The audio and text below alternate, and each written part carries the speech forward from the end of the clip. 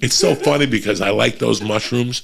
Whenever I post them on Twitter, people lose their mind, but there's always the 3 Joe Rogan fans. Excuse me, if we're doing psilocybin, make sure it's... You shut the fuck up.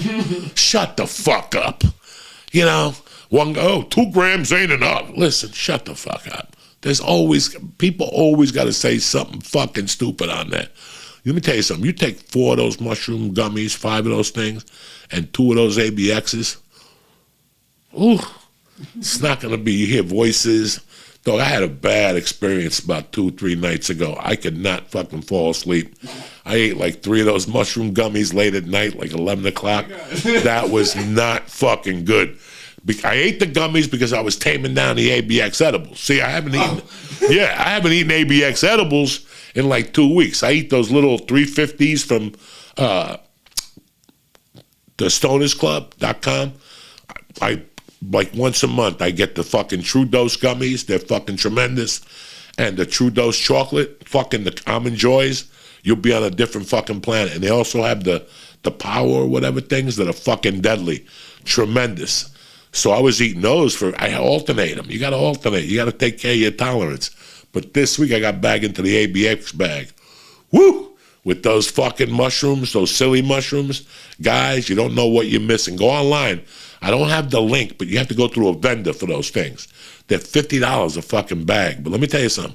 They're well worth it, guys. I don't like the taste of fucking mushrooms. I got mushrooms and just thinking about eating them. Nah, they're dry. They taste like fucking eating a splinter.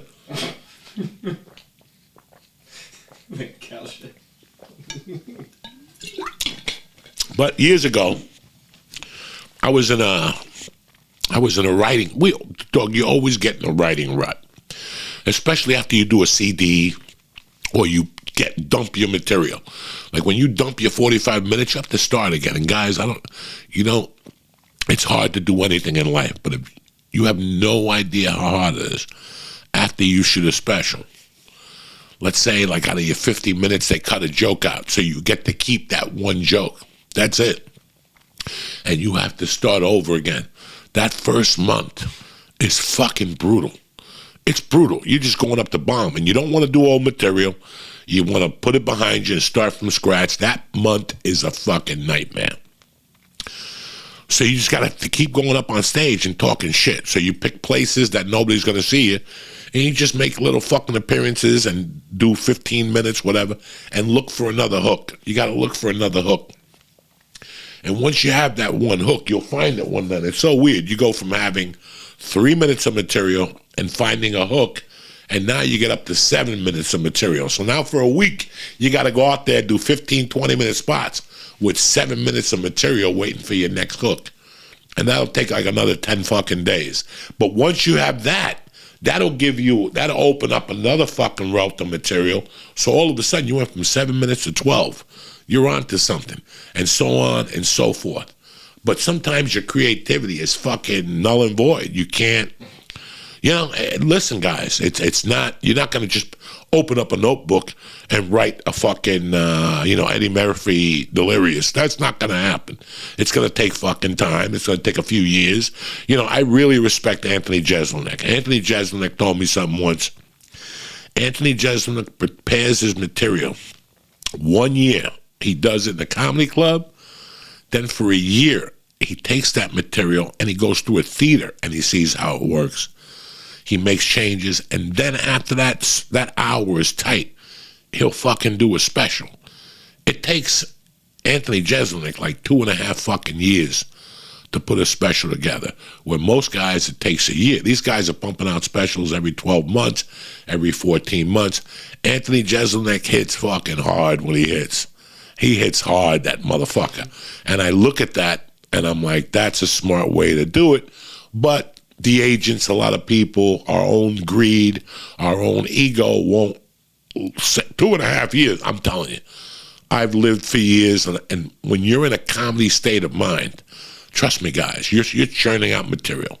Everything you see becomes a fucking joke. Right now, I'm halfway there, where I'm still cracking myself up once in a while.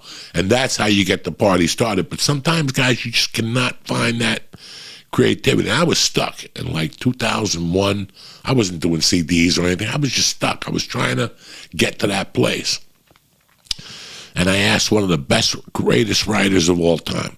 I saw him at the store one night, and I go, Paul, I pulled Paul Mooney aside, and I go, Paul, I got a problem, man. I'm having a hard time, especially coming down to the Comedy Store. And, you know, at the Comedy Store, you have sets every night. Some nights at that time, there was 8 people. Some nights, there'd be 30 people. So I didn't really care about bombing as much, but it starts to concern you after a while. You're like, what the fuck is going on with me? So I pulled him aside, and I go, what do I do? Do I start from scratch? And he goes, no. Take a week off and go get entertained. Go hit a few movies. Go watch shit you never dreamed of watching. I go, like what? He goes, I don't give a fuck. Chinese gymnastics, a ping pong tournament. Just find shit that you could go sit there and see people do something that you're maybe not even interested in, or maybe you have a certain interest in, and see how fucking, you know, a band. I got to tell you something. Whenever I was stuck in Boulder, when I was first starting, there was a place around the corner from my house, like an Australian band, an Australian band. It was a restaurant bar called like the Outback. And I used to go there on Mondays. And there was like a little room in the back with like 15 people for comedy. But it was a recording studio. It was a little, it really was a little recording studio. So I asked the guy, he goes, Tuesdays, Wednesdays, we do local bands here.